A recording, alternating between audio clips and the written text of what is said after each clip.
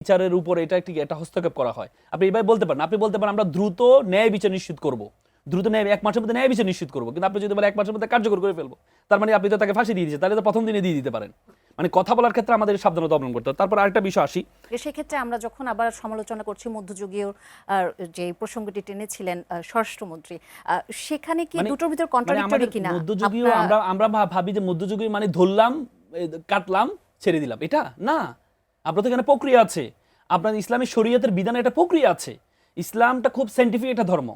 Islam is not only religious but is complete code of life. Each and everything, প্রত্যেকটা জিনিস ইসলামে আছে। আমরা তো মনে করি ইসলাম মানে তো এটা 1500 বছর আগের একটা ইসলাম না। এখনো পর্যন্ত প্রত্যেকটা জায়গায় ইসলাম যে এত বেশি, ইসলাম বলেছে আপনার বসে পানি খান, এখন বিজ্ঞান বলে যে আপনার বসে পানি খান, দাঁড়িয়ে পানি খেলে আপনার ক্ষতি হবে। ইসলামের প্রত্যেকটা জিনিস আপনি সাইন্টিফিকলি প্রমাণিত হয়েছে। আমার মাহবুব একটু আগে বললেন যে ইরান বা মিডল ইস্টের রাষ্ট্রগুলোতে নাকি পুরুষ সঙ্গী ছাড়া বাজারে যেতে দেয় না।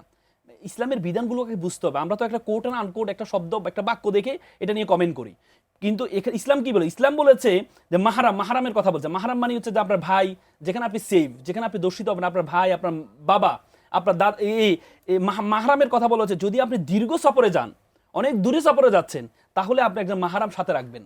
তার মানে ইসলাম এটা দ্বারা নারীদের ক্ষমতাকে করেনি, বরং নারীকে নিরাপদ রাখার জন্য। কারণ একটা পুরুষ যখন বিভিন্ন জায়গায় যখন দর্শনের শিকার হয়, জোরপূর্বক হয়, কিন্তু একটা পুরুষ পাশে থাকলে, আমাদের বোনরাও, আপনারাও দেখবেন যখন হাঁটবেন, আপনি আপনার হাজবেন্ডকে নিয়ে হাঁটতে একটু স্বাচ্ছন্দ্য বোধ করেন। কেন? আপনার কাছে মনে করেন যে আপনি একটু সেফ। আপনার মতে, আপনি একজন আইনজীবী, আমি একটু জানতে চাবো, ছোট করে আমি জানতে চাবো যে আপনার বিচার প্রক্রিয়াটা কিভাবে চান? যেখানে বলা হচ্ছে যে 30 দিনে বিচার প্রক্রিয়া যখন শেষ করার কথা বলছে, সেটা তো আপনারা বলছেন যে সেটা ঠিক হয়নি। আবার বলছেন যে মধ্যযুগীয় কথা যখন স্বরাষ্ট্রমন্ত্রী বলছে, সেটাও বলেছেন আপনারা ঠিক হয়নি। তাহলে কিভাবে হওয়া উচিত যদি ছোট করে? মানে বিষয়টা হচ্ছে আপনাকে দ্রুত করতে হবে, কিন্তু জাস্টিস হারিড জাস্টিস বারিডও বলা হয়। আপনি দ্রুত করতে যাবেন, আপনি কারো উপর আপনার যখন অবিচার না হয়। ব্যাপারটা হচ্ছে আমরা বলেছি যে মধ্যযুগের বিষয় এটা আসে নাই। শরীয়তের বিধান হচ্ছে ডিটারেন্ট পানিশমেন্ট, মানে দৃষ্টান্তমূলক শাস্তি। আপনার শাস্তিটা হবে এত দৃষ্টান্তমূলক, একজন অপরাধী যখন শাস্তিটা তখন দৃশ্যমান, আপনি যখন শাপলা চত্বরে তার শাস্তিটা কার্যকর করবেন।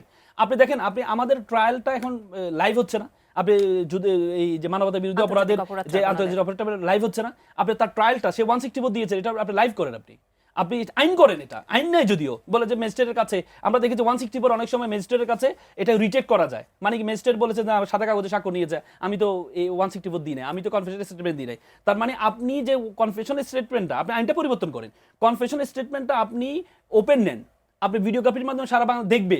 দেখার পরে আপনি যখন, তখন তো সে বলতে পারবে না যে আমাকে জোরপূর্বক নেওয়া হয়েছে। তারপর আপনি ট্রায়ালটা আপনি দৃশ্যমান করেন। আপনি যখন এই যেমন রামিসার ট্রায়ালটা যদি আপনি দৃশ্যমান করতেন, সেখানে সাক্ষীগুলো দৃশ্যমান হতো, রায়টা কার্যকরটা, ঘোষণাটা দৃশ্যমান হতো, এরপর কার্যকরটা যদি হতো, তাহলে হতো কি, তাহলে অন্য যারা দর্শক তারা মাথায় আসছে যে আমাকে এইভাবে